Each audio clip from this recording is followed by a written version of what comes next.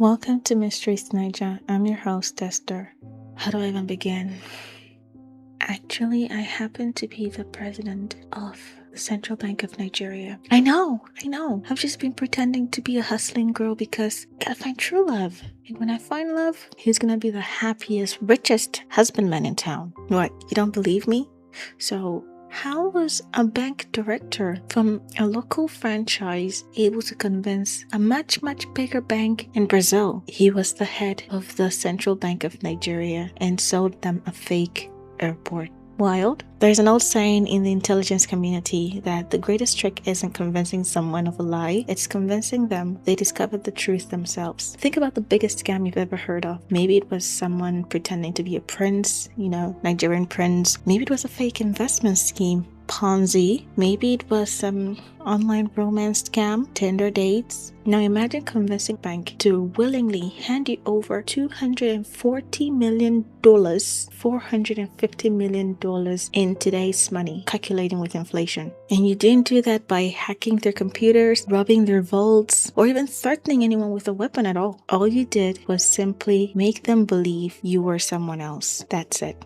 I know. Before I even get into it, this is my little disclaimer. This episode is not to glorify crimes at all because, let's be honest, it's low-key impressive. I'm not condoning it or glorifying any of the criminals involved, and I'm sympathizing with the victims, so there it is, my disclaimer.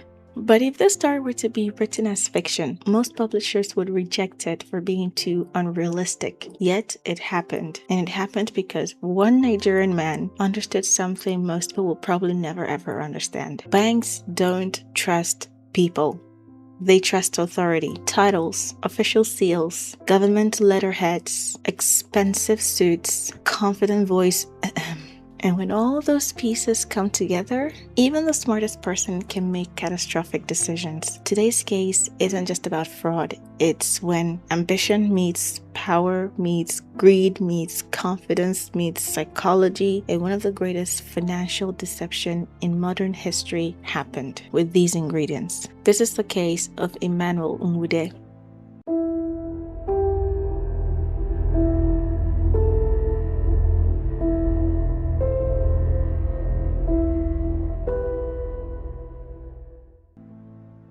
Imagine standing in front of a luxury car dealership. You don't own any of the cars. You just walk in there, shoulder high, probably with shoulder pads in there, confident. You stand by a car and you look around and all the shoppers are walking around in their golf pants and possibly even an arm candy, You don't have the keys to the car you're standing beside because you don't work there. Yet somehow you convince someone to buy one of the cars from you. You talk them into it. You tell them everything about the car, the specs, the qualities, the benefits and maintenance, every information, every question they have, you have something to tell them and they believe you. You sell them the car, take the money and promise to deliver the car right at their doorstep. They write down their address, they leave, a day passes, 2 days passes, maybe a week, maybe more, maybe less. The buyer becomes angsty, so they show up at the dealership. I paid for this car. Why hasn't it been delivered? No record of them ever buying that car from the dealership because they paid it to the wrong person. And now a whole team has to come in and try to track you down and catch you so you could pay back the money you stole and probably pay penance for your actions.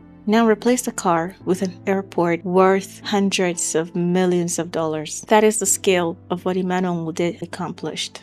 Psychologists call today's central theme the authority bias. It's our tendency to believe someone simply because they appear powerful, they look smart, they sound intelligent, they wear a uniform, they own a government title, they have a luxury office, probably even an office stamp, an official stamp. And suddenly when authorities appear legitimate, people often stop asking questions. And that's exactly where today's case begins. Long before newspapers, around the world, people called him one of history's greatest fraudsters. Before international investigators followed money across continents, before bankers anywhere in the world even learned of his name, He was just a boy, a young Nigerian boy. Emmanuel Nwude was born in southeastern Nigeria in what is today Anambra State, a region long known for producing some of the country's most successful traders and entrepreneurs. I've talked about the tribe indigenous to that area. In my previous episodes, I've mentioned their ethics when it comes to entrepreneurship and business and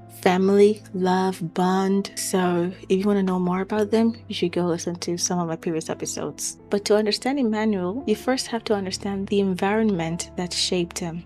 In Igbo culture, commerce isn't simply an occupation, it's a way of life. Children grow up watching negotiations happen in markets. They see adults bargain over price, trying to buy things at the cheapest price possible, but of the best quality ever. Before they even grow to be functioning adults, business isn't something they have to learn even. It is a part of them because it's something they were surrounded by from childhood. They understood profit, risk, negotiation, relationships, and most importantly, trust. These are lessons that can only be absorbed naturally and not forcefully. Nigeria in the 1960s and 1970s was a country rebuilding after civil war. Economic opportunities existed, but so did extraordinary inequality. So for many ambitious young men, wealth wasn't even something they could desire. It was a luxury they couldn't afford because it represented freedom, security, respect, heck, even influence. Respect, influence, power. You could even get roads, streets, buildings, projects named after you, statues of you even. And the ability to transform your life didn't just transform your life, but also the lives of your extended family and everyone linked to you. So some people pursued education as the pathway to their wealth. Others pursued trade. Some entered politics even when uneducated. Unlike today that you need some form of education, back then all you needed to know was how to lie. Allegedly. Some entered banking, like Emmanuel. It was a respectable profession, same as doctors, teachers back then. Oh wow, your daughter's a school teacher? School teacher? Remember Madam Koi Koi episode? Respectable outfit, modest, beautiful, high heels. It was a prestigious job. Your daughter's a school teacher? My son is a doctor, so match made in heaven, eyebrows.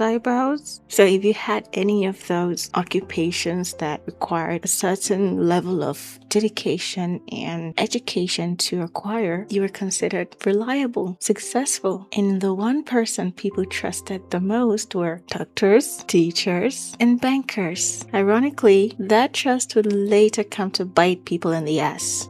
Little is publicly documented about Emmanuel's childhood compared to his later notoriety. Unlike celebrities today who share memoirs or frequent interviews, Nwude left behind few verified accounts of his early life. What we know is pieced together from court records, news reports, and investigations after his arrest. By the late 1980s and the early 1990s, Emmanuel Nwude had built a reputation as a capable businessman. Eventually, he became a director at Union Bank of Nigeria, not the Central Bank of Nigeria, Union Bank of Nigeria, which was one of the country's oldest and most prominent financial institutions at the time. That title mattered because it gave him credibility. Imagine walking into a room and introducing yourself as a bank manager. People assume certain things immediately. They assume you understand finance, you're trustworthy, they assume you've been vetted, and that you also belong among the country's elite. Whether the assumptions are true or they're just baseless or secondary, authority creates shortcuts in the human mind, and occasionally it is very disastrous because it makes us put off or just completely ignore or refuse to do certain things that could save us a lot of trouble or loss. Working in banking exposed Emmanuel to an entirely different world of international finance, foreign investors, cross-border transactions, approval processes, government correspondence, and he also learned how deals were constructed, how executives communicated, what official paperwork looked like, what questions were usually asked, and more importantly, which questions often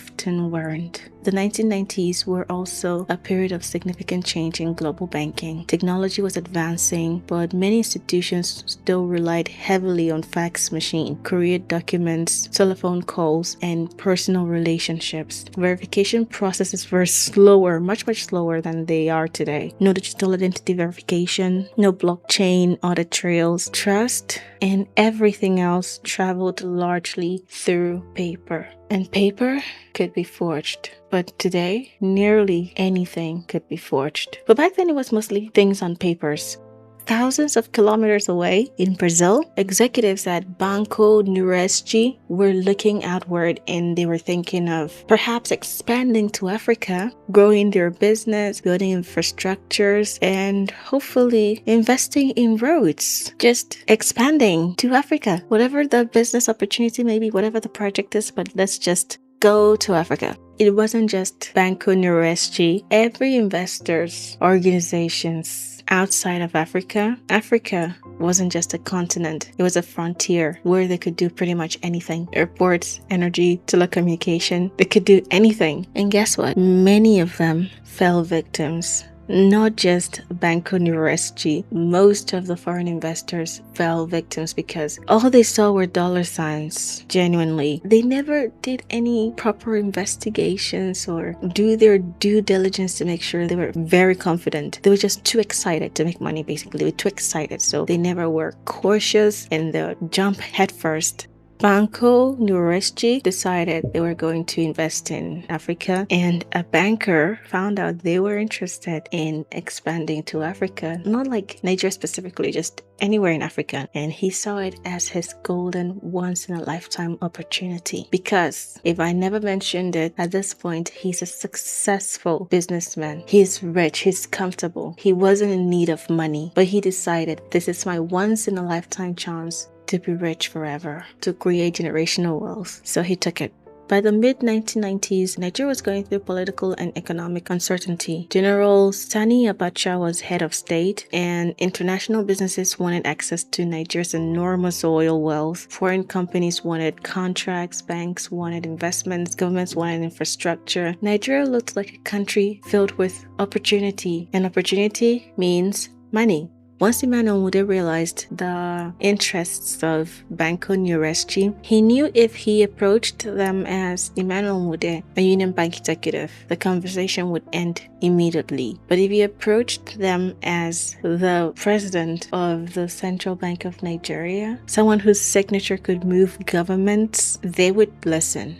So, according to prosecutors and court documents, Nwude began impersonating the newly elected president of or head of the Central Bank of Nigeria by the name of Paul Ugwoma, the then president of the Central Bank of Nigeria, one of the most powerful financial positions in the country. If you can convince someone you were the governor of the Central Bank of any country, you might as well just sell the country, because how can you convince someone you have that position and they just read your words, listen to your voice on the telephone and go, he sounds rich. I believe him. Mark, you believe him? Sean, you believe him? Yeah? Okay, it's a deal. Emmanuel. What is the story?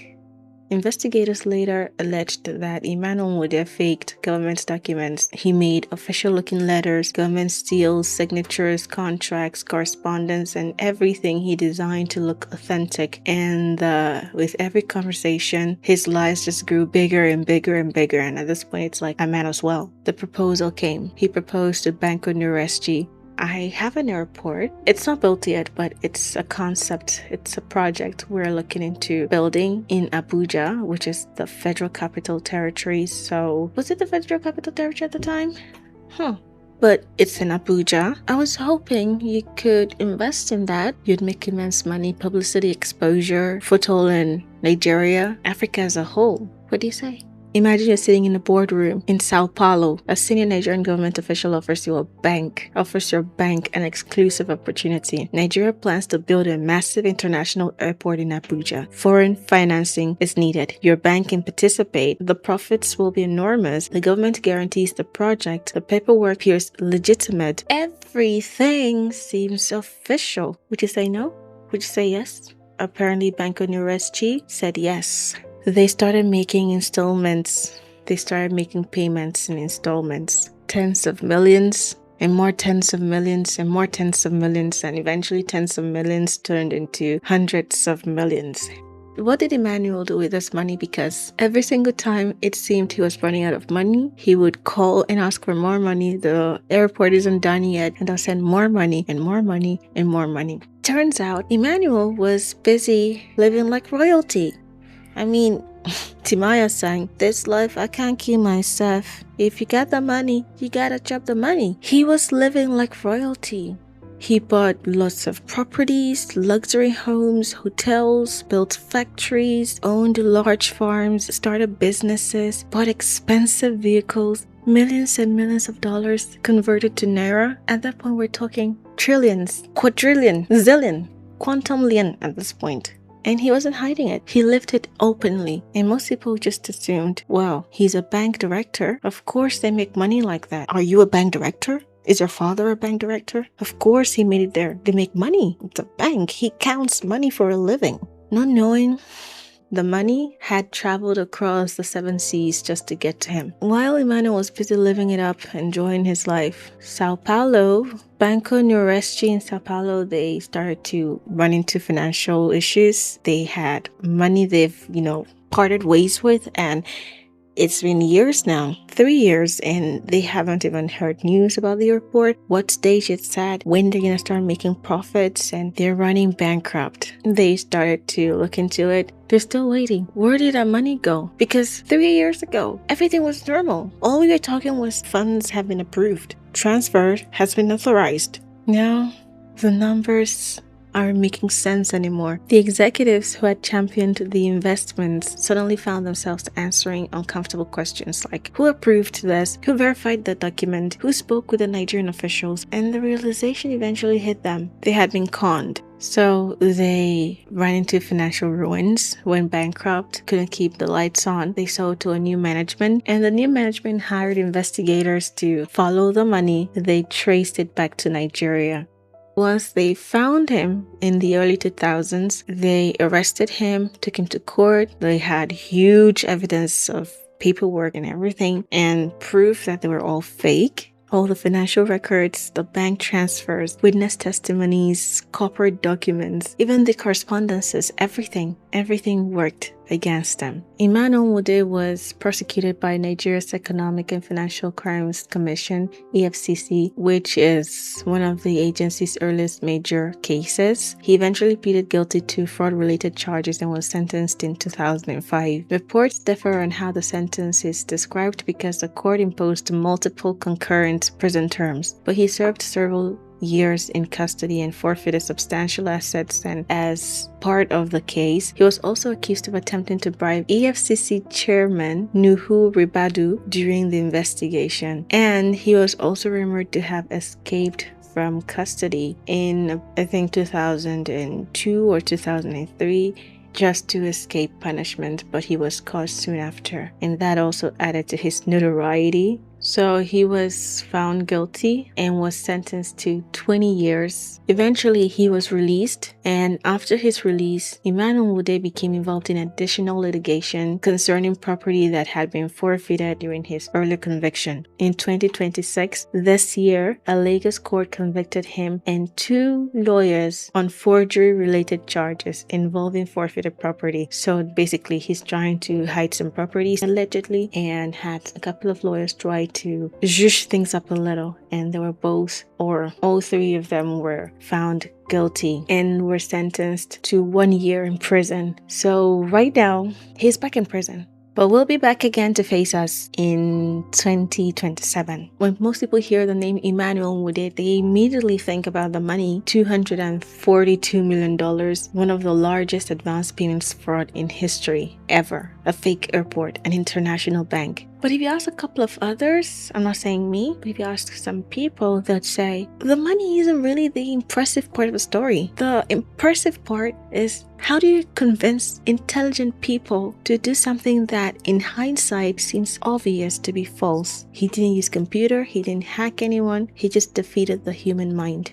This case changed conversation inside Nigeria for decades. The phrase 419 had become associated with advance fee fraud. Nwude's crime wasn't a small-time email scam. It was international.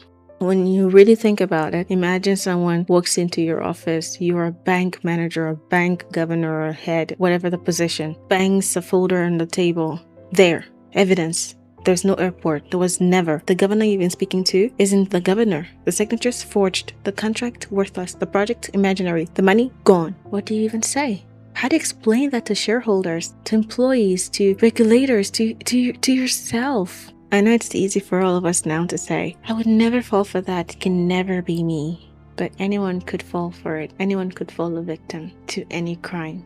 So, did I mention I'm Nicki Minaj? Barbie, Pink Friday. Who are you truly? Who would you like to become if you had the chance? Thank you for listening to Mistress Naija. If you enjoyed this episode, share with someone who thinks scam only happens to the careless. Because if this case teaches us anything, it's that intelligence alone isn't enough. Even smart people fall victims. Anyway, thank you so much for joining me. Let me know what you think of today's episode. I would really love to know what you think about it. If there's any case you'd like for me to look into, please let me know what topic you'd like for me to talk about next time. Take care of yourself. I'll see you in the next one. Bye.